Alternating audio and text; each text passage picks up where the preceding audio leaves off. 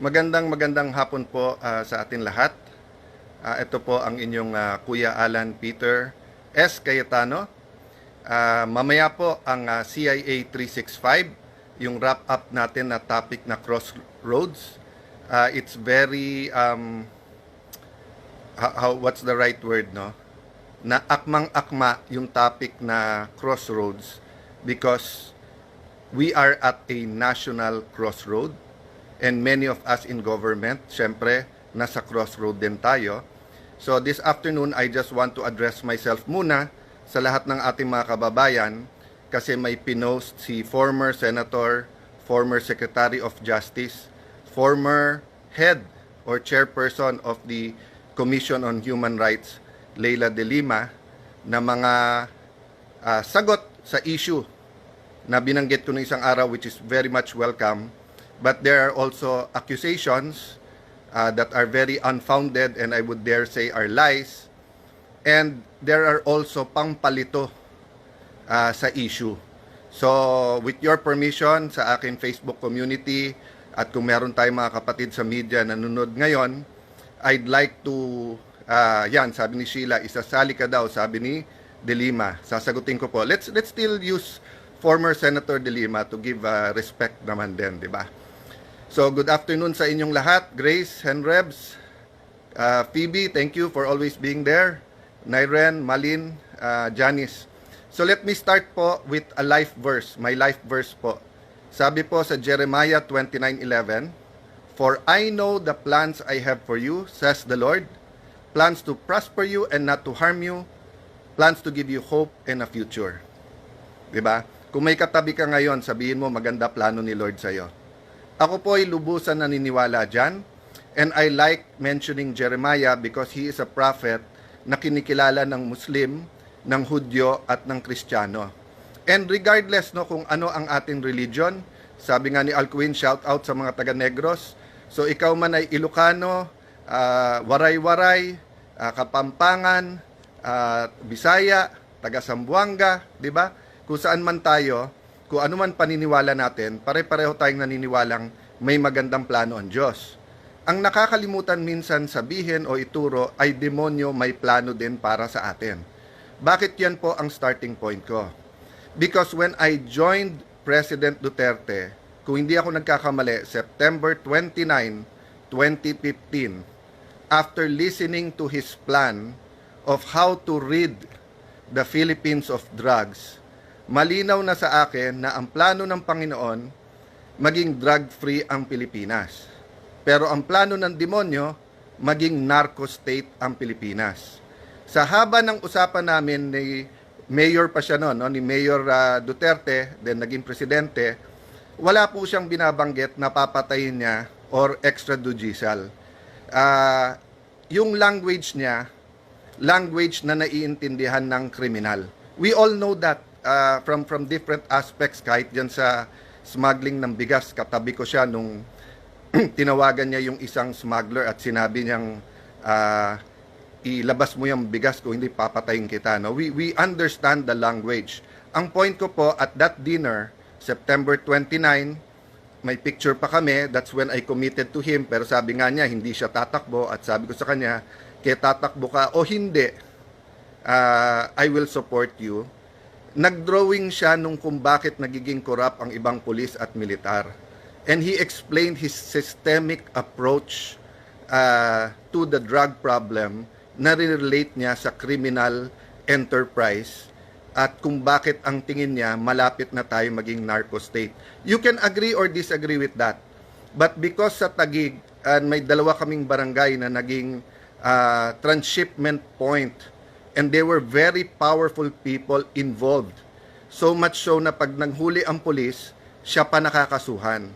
So long story short, dun nag-umpisa ang aming storya. So let me address this now to Senator De Lima. She started out by saying, Alan is the last person in this world to talk about human rights. You should be the last person to talk about due process. Wala kang karapatan. So let's address that. Ano po ba nakalagay sa Philippine Constitution, ma'am? Kayo po, ma'am, ang naging Secretary of Justice. Di ba nakalagay, no person shall be deprived of life, liberty, or property without due process of law. So si President Duterte po ay isang person. Person po siya. Sabi po ng Constitution, no person. Ako po, person din po ako. So paano mo sasabihin you're the last person who should be talking about it? Wala pong last person sa Pilipinas ang pwedeng pag-usapan ang human rights kasi para sa lahat yan. Hindi lang para sa advocates at pseudo-advocates and sa politiko yan. Ang human rights ay para sa lahat, no? So, okay, let's go now to the issue na ayaw nyong sagutin at diretsyo. Paulit-ulit kayo sa Rome Statute, sa rules ng ICC, sa batas ng mga pinasa natin. Ang sabi ko nga sa inyo, i-assume na natin na valid at may jurisdiction sila. I-assume nyo na rin na valid din yung warrant. Hindi ka pwedeng dumating sa bansa, i-present mo na lang yung warrant na yan, tapos isasakay mo na sa eroplano at ililipad mo na. At kung yan ang ina-advocate nyo, napakadelikado niyan. Kaya pala sinasabi mo, isama na ako. In the next few days po, hindi lang si Senator Bato yan, ang gusto ni Senator De Lima at ng iba nilang mga kaanib, gusto nila pong ubusin ang mga kalaban nila sa politika. Dahil hindi po to human rights agenda para kay Senator De Lima, ito ay isang political agenda. Diba? So, backtrack lang ako ha. The last 2.5, 3 years, marami nagsasabing magsalita ka. I ran as an independent in 2022. In December 2021, nag-number 1 ako sa survey. Okay? Pulse Asia po yan, tignan nyo. But nag-decide po kami ni Lani, there are some personal stuff that we have to take care of, focus on, and then nung tinitignan ko yung mga partido na nahirapan din ako pumili and to lend my name, I sat down with some of them, and to respect the people's will, nag-decide ako ituloy-tuloy na independent. So the last 2 years, I tried, and I continue to try. I just keep on listening. Hindi ako pumapapel sa mga opinion because marami naman nagbibigay ng opinion. But kasi dati, 3 yung grupo. Yung Marcos Duterte na administrasyon, yung Dilaw, yung Liberal Party, yan sila, sila Senator De Lima. Iba pa ho yung Dilaw sa Dilawan, ha? Yung Dilaw, nirerespeto ko. Yung Dilawan, yung po yung sa aming language ay unreasonable. Talagang may hypocrisy sa paningin sa politika, no? So, the third group, of course, is the Philippine left. Pinaka-apat na yung mga independent.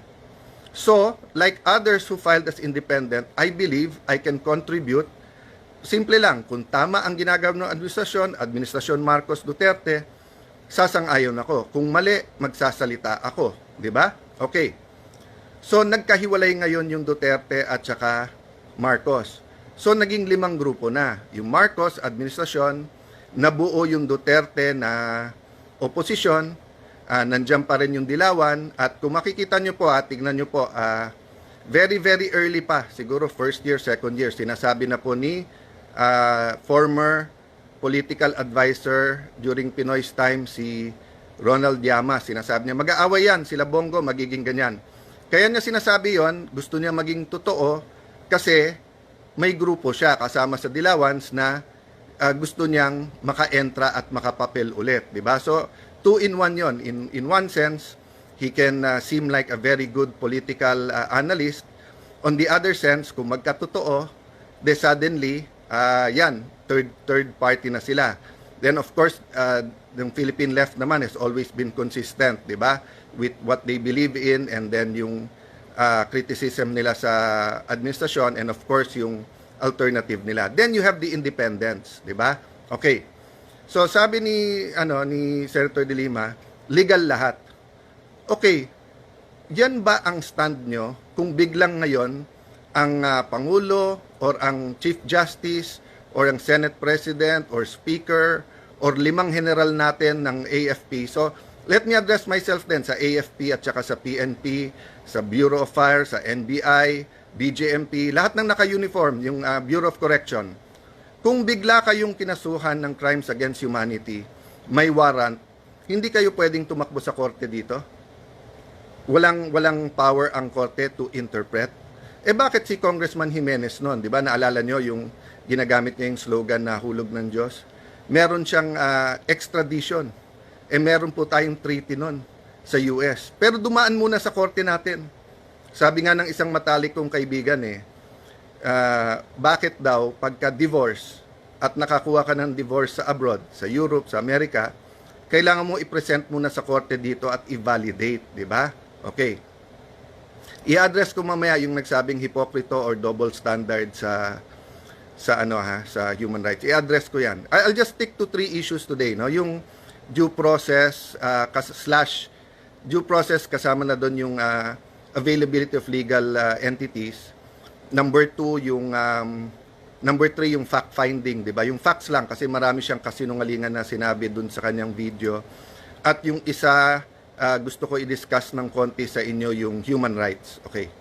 So, ang sinasabi ko nga, 'di ba, due process means makinig ka muna bago ka humusga. Nagamit ko nga nung isang araw, and I've been using this forever, and it's also a reminder to me, no? When God knew already, alam na kaagad ng Panginoon na kumain sa forbidden fruit o kinain ni Adan at ni Eva ang forbidden fruit. Ang unang sinabi sa kanila, nasaan kayo? At nung sinabi nilang nagtatago kami kasi hubad kami, ang sabi ng Panginoon, sino nagsabi sa inyong hubad kayo? So alam na niya na kinain niyo, pero binigyan pa niya ng tsansa na magpaliwanag. Si President Duterte ba ay binigyan pa natin ng pagkakataon? Nakita niyo naman sa video, sabi niya, anong pagkakasala ko, anong ginawa? So hindi ko na nga inisa-isa yung paglabas ng eroplano, hindi pa hawak yung warrant, yung hindi pagpasok ng ibang mga abogado niya, kasama yung anak niya, etc. No? Doon na lang ako sa hindi ba dapat binigyan ng reasonable time kung whether that's the writ of habeas corpus o kanilang TRO, hindi ba reasonable time? Tapos yung ibang advocates, nakita ko, nagpo-post sila, Muten Academic na, panalo na outsmart na sila kasi nasa eroplano na, hindi na ibabalik ng ICC yon. So, yun nga ang tanong ko sa inyo Yun nga po ang sabi po ni Senator De Lima, ang test daw ng human rights yung sa pinakamaliit na Pilipino. Partly correct lang yon po, ma'am. Ang test po kung ang human rights ay applicable sa lahat. Kailangan kinat out nyo Sa pinakamakapangyarihan, sa pinakamaliit, pareho ang karapatan sa human rights. Parehong may karapatan to seek legal remedies, pareho na may due process. So I'll jump doon sa legal remedies. So sabi nung iba, bakit bibigyan si Duterte ng pagkakataon? Yung mga pinatay ba may pagkakataon?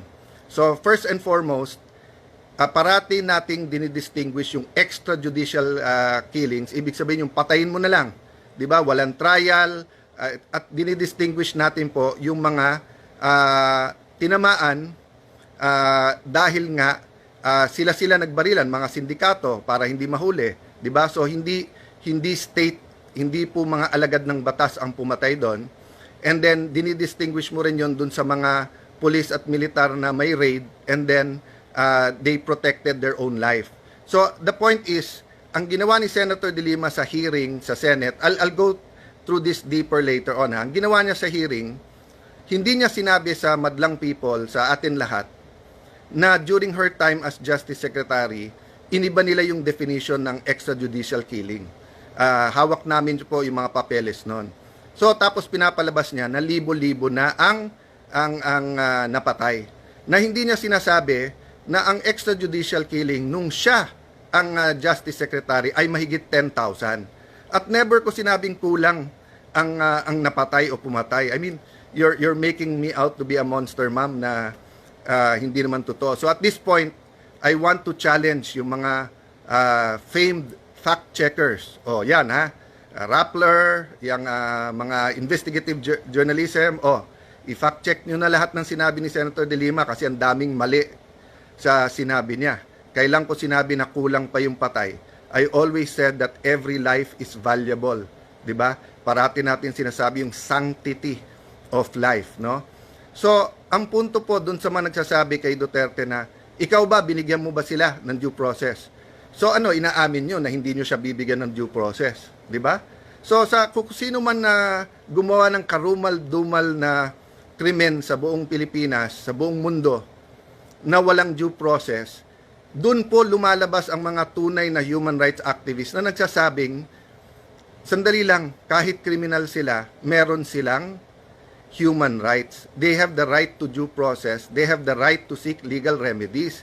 Kaya nga maraming sikat na human rights activists pero mababaho sa politiko o kaya galit ang tao. Kasi nga, pinaglalaban ang karapatan when it's unpopular, di ba? But sa kanilang clique, sa kanilang grupo na it's more of political revenge rather than pure human rights, tahimik lahat nung sinakay sa eroplano at inilabas na lang.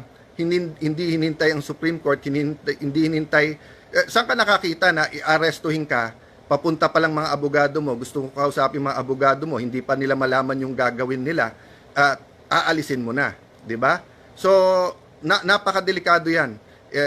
Sabi ko nga kanina, paano kung lumabas dyan 10 general, papayag kayo sa PNP o sa AFP, papayag po ang palasyo. So, kailangan to pag-isipan ng mas malalim. That's why nga sabi ko, maybe an independent voice, a reasonable voice, no?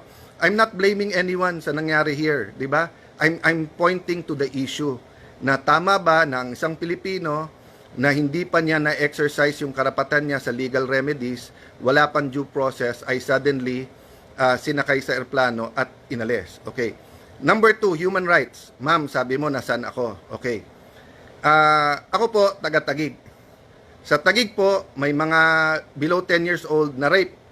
Kasi po, yung inampun nilang isa, naging addict sa drugs, sa shabu, kaya ninakawan yung pamilya, ni-rape po yung sa pamilya. Dito po, may anak, pinagbabaril yung tatay. Dito po, meron pong kung ano nangyari, and you can multiply this all across the nation. And ang estimates are as low as what? 3 million, as high as 5 million na addict. Ang addict po ay biktima. Ulit-ulitin ko po yon. Tignan nyo lahat ng statements ko. Never ko sinabing patayin ang addict. Kasi ang addict ay biktima. Dapat sila ay gamutin. Dapat sila ay bigyan ng oras. At kami po ay may mga programa sa rehabilitation. Nandito po ang main rehabilitation sa Taguig. Dinala ko po yung mga reporters dito. Hindi ka sumama, ma'am. Senador ka naman, pwede mo tignan yung rehab. Pero kasi yung storya nyo, napatayin lahat ng addict ay nasa utak nyo na. So yan na naman ang storyang pinupush nyo ngayon. Kaya again, hinahamon ko yung fact changers, tignan nyo. Okay, so first, human rights. May human rights lahat ng Pilipino to be safe in the streets. May human rights po lahat po ng ating mga kababaihan na umuwi ng gabi, whether sila'y sales, whether sila'y nasa opisina, sila'y nasa mga restaurant, call center, na hindi sila bastusin. May human rights po lahat ng mga tao na sumakay po ng mga public transport na hindi sila hipuan, hindi sila hold upin. May rights po lahat ng nagwi-withdraw ng pera between 10 to 12, lalo pag sweldo at sila'y nasa call center, so gabi yung shift nila, na hindi sila nakawan. Another human rights po, OFWs. Hindi nyo po binanggit na nung panahon po nyo na Justice Secretary ay bukod sa napakahirap kumuha ng passport at never nyo tinanggal ang sindikato doon sa passports, ang nangyari po, pati po ang OFW ay hinihinga ng pera para makuha ng passport at pagkatapos sa ilan mga bansa, isang naging ehemplo yung Kuwait, sa Saudi po for example, dahil walang pondo po para dun sa legal assistance or napakahirap ilabas yung pondo, ano po nangyayari? Minsan nandun sa pulis, sa korte na magkakaroon po ng abogado. Inayos po natin yan dahil ang bawat OFW, tinatawag nating hero, pero wala naman palang legal assistance fund na sapat at wala rin palang pondo na aid. Ginawa po ni President Duterte during my time as secretary, that was increased, kaya umabot ng, if i-total mo yung pondo, 1.3B. So, let me know how you can say na wala kaming pakialam sa human rights when everything we did was for people's human rights, di ba? So, I understand, hindi dapat may EJK. Magkakampi tayo doon.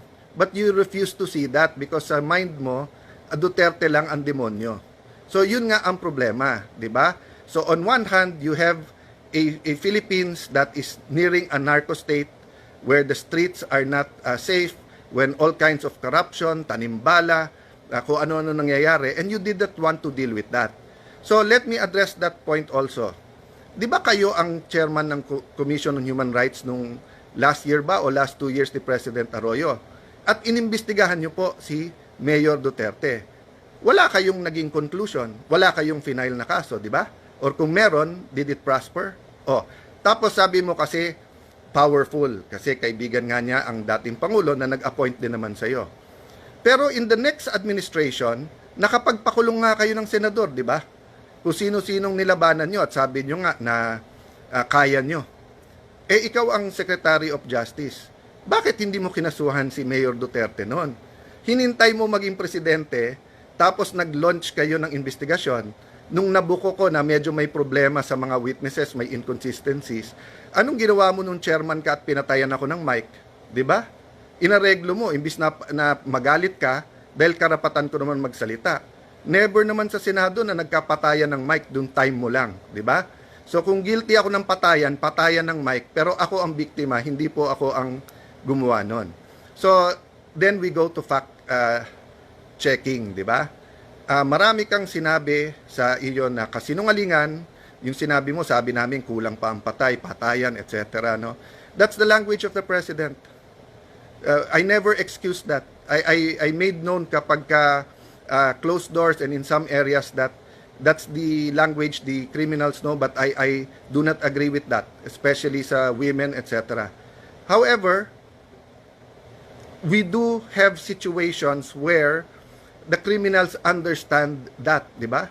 So, ang punto po doon ay ang ebidensya ay yung safety sa kalye natin without excusing any violations of the law. That's why in the cabinet and even in the small groups, in the security cluster, basta't may murder, basta't may mali na ginawa ang pulis, ang sabi nating kasuhan. Ang proprotektahan lang po yung mga legitimate na operations. So I will not elaborate there now. I have a couple of appointments at napakarami yung sinabi, but maybe a challenge. So sabi sa di ba, sa ICC, dun muna kayo sa sa country. So kasuhan mo ko. 'Di ba? Sabi mo sana isama na lahat 'yan. Sama na 'yan si Cayetano sa ICC kasi gusto niyo mawala kami kasi may political agenda kayo, 'di ba?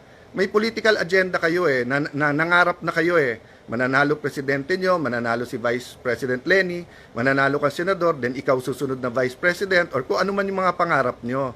Pero hindi nyo matanggap that people choose Di ba? I don't always agree with who people choose, but I respect the people's choice. That's the democracy Di ba? Nakatikim din ako ng talo, nakatikim ako ng panalo, nakatikim ako ng dala ako ng ilan mga grupo, nakatikim ako ng hindi ako dala. Nagpapasalamat ako parati kasi choice nila yon. But kayo, napaka-frustrated nyo kapag hindi kayo nananalo o hindi nyo nakukuha ang basbas o ang tiwala ng tao. Kaya gusto nyo, ikulong na lang lahat ng kalaban nyo. Diba? Pati yung sinasabi mo, happy ako nung kinulong ka. You know, magkaibigan tayong personal diba? You know in your heart, I always hate the sin but never the sinner. I never prayed, I never smiled, I never was happy na sa nangyari sa inyo. And nor did I pray for it. You know that in your heart, but still yung anger ang pinauuna mo ngayon. So let me finish or conclude by saying this. There's so much confusion. We're here not to play politics or to blame anyone. We're here to sort this out. Ano ba ang tamang batas? Ano ba ang tamang proseso? We're thinking about our future, the future of all Filipinos, not only of your beloved Liberal Party. Ang pinag-uusapan natin dito, lahat ng Pilipino kasama mga OFWs. So I continue to pray that there will be breakthroughs, maybe even winning the jurisdiction issue sa ICC. And I think this will become an international incident because the other countries now will start looking at their own laws kung pwede bang damputin na lang sila tapos i-export na lang sila sa ibang bansa. So, sayang, chance sana ng immigration to, di ba? Yung minsan napipintasan sa pag-offload. Sana in-offload nyo na ang dating Pangulo, di ba? Para nga hinintay man lang ang Supreme Court. For all we know, baka manalo pa kayo sa Supreme Court, but at least, nabigyan nyo ng due process at nabigyan nyo po ng opportunity sa kanyang legal remedies. So I'll talk more later, but it's more of our CIA 365. It's about principles, about values. Gemma, thank you sa inyong mga nanonood sa Saudi. I hope naramdaman nyo yung reforms na ginawa, no? And of course, the diplomacy sa lahat ng ating host, di ba? Para nga mas maging maganda ang kalagayan ng ating mga OFW. Siguro something to ponder. Former secretary, former chairman ng CHR, former senator De Lima, former a person who told the truth pero ngayon panay kasinungalingan. Kasuhan mo na ako dito para may ano ako, may venue ako na isa-isahin yung mga kasinungalingan mo at ng mga kasama. I meant no offense to human rights activists. Nirerespeto ko kayo. During my time, I always made time and made sure that people listened even if opposing ang views natin. But yun nga, nagdudugo pa rin ang puso ko. Ba't walang nagsalita sa inyo? Sa kagustuhan nyo na madala dun si Duterte na ma-detain siya, ma-face niya, dininay nyo yung due process at saka yung opportunity niya to seek legal remedies. And I don't think that should happen to any Filipino. God bless you guys. God bless you. More conversations. I just have to prepare then for yung hearing nung bumaksak na tulay tomorrow. I think that's very important that despite all of these crossroads, di ba, yung accountability ay hindi natin bibitawan. God bless you. Good night po.